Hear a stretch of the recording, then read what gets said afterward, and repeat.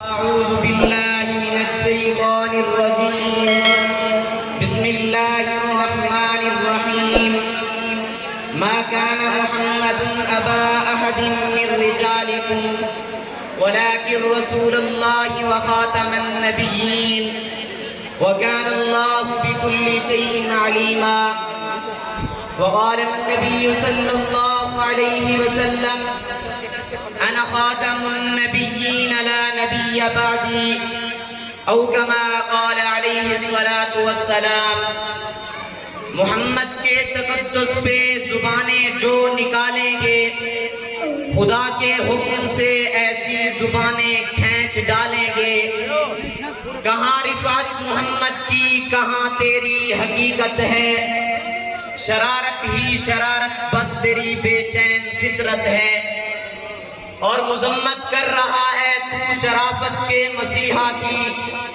امانت کے دیانت کے صداقت کے مسیحا کی اگر گستاخی ناموس احمد کر چکے ہو تم تو اپنی زندگی سے قبل ہی بس مر چکے ہو تم میرے واجب الاحترام قابل صد احترام سب سے پہلے ہمارے لیے یہ بات جاننی ضروری ہے کہ ختم نبوت کا معنی کیا ہے مطلب کیا ہے اور اس کی اہمیت کیا ہے سامعین گرامی ہم انسانوں کی ہدایت کے لیے اللہ تبارک و تعالی نے پیغمبروں کا سلسلہ شروع فرمایا سب سے پہلے اللہ تبارک و تعالی نے حضرت آدم علیہ السلام کو بھیجا اور سب سے آخر میں میرے اور آپ کے پیغمبر محمد مصطفیٰ احمد متبع امام الانبیاء سید البشر فخر الورا محمد الرسول اللہ صلی اللہ علیہ وسلم کو بھیجا باقی جتنے نبی دنیا میں آئے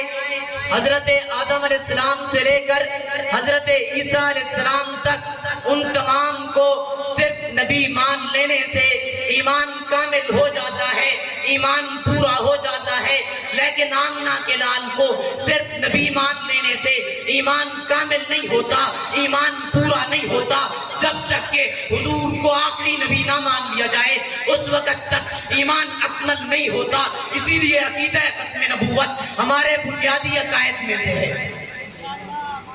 سامعین گرامی یاد رکھو علماء کرام نے ختم نبوت کا جو معنی بیان کیا ہے وہ یہ ہے کہ آپ صلی اللہ علیہ وسلم کے بعد کسی ایسے نبی کا آنا کہ جس کی وجہ سے نبیوں کی تعداد میں اضافہ ہو جائے یہ ختم نبوت کے خلاف ہے سامعین گرامی ختم نبوت اساسہ دین ہے اگر یہ نہ مانا جائے کہ حضور قیامت تک کے لیے آخری پیغمبر ہیں آخری رسول ہیں آخری نبی ہیں تو ایمان ختم ہو جاتا ہے اسلام ختم ہو جاتا ہے بلکہ میرا تو دعویٰ ہے میرا یہ عقیدہ ہے میرا یہ نظریہ ہے کہ قیامت تو آ سکتی ہے آسمان تو ٹوٹ سکتا ہے ستارے تو گر سکتے ہیں اور زمین تو پھٹ سکتی ہے سورج تو ڈوب سکتا ہے مگر میرے اور آپ کے پیغمبر محمد مصطفیٰ احمد متبع امام الانبیاء سید البشر فخر الورا محمد الرسول اللہ صلی اللہ علیہ وسلم کے بعد قیامت تک کوئی ذلی بروزی نبی نہیں آ سکتا تو پھر میں کیوں نہ کہوں جہاں نے کفر و باطل پہ صداقت کا ظہور آیا حقیقت کی خبر دینے بشیر آیا نذیر آیا شہنشاہی بھی جس کے پاؤں چومے وہ فقیر آیا مبارک ہو زمانے کو کہ ختم المرسلی آیا صحابہ رحم بن کر رحمت للعالمین آیا میرے بھائیوں جو حضور کو آخری نبی مانتا ہے وہی شخص مسلمان ہے اور اسی کا ایمان ہے اور جو حضور کو آخری نبی نہیں مانتا وہ مسلمان نہیں اور اس کا ایمان نہیں اور اگر کوئی آپ کو کہے کہ عیسیٰ علیہ السلام بھی تو اللہ کے نبی ہیں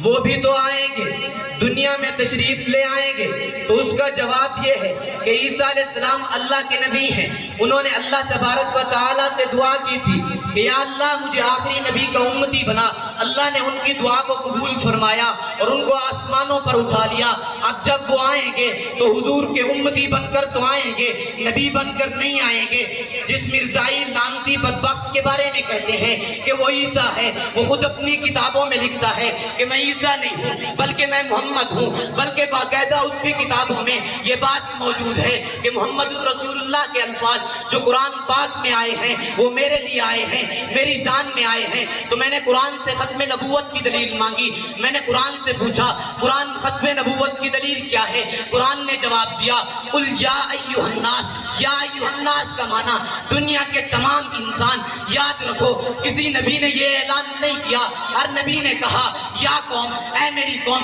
حضرت آدم علیہ السلام نے بھی کہا یا قوم اے میری قوم، حضرت نوح علیہ السلام نے بھی کہا یا قوم اے میری قوم، حضرت صالح علیہ السلام نے بھی کہا یا قوم اے میری قوم، حضرت ہود علیہ السلام نے بھی کہا یا قوم اے میری قوم۔ چنانچہ 1,24,000 کم و بیش انبیاء نے کہا یا قوم اے میری قوم، لیکن آمنہ کے لال نے کہا قل یا ایھا الناس۔ یہ خود نہیں کہا بلکہ اللہ نے قرآن میں کہا قل یا ایھا الناس، کہ اے پیغمبر اعلان کر یا ایھا الناس۔ یا ایھا الناس کا معنی دنیا کے تمام لوگوں، مشرق مغرب شمال جنوب کے لوگوں، قیامت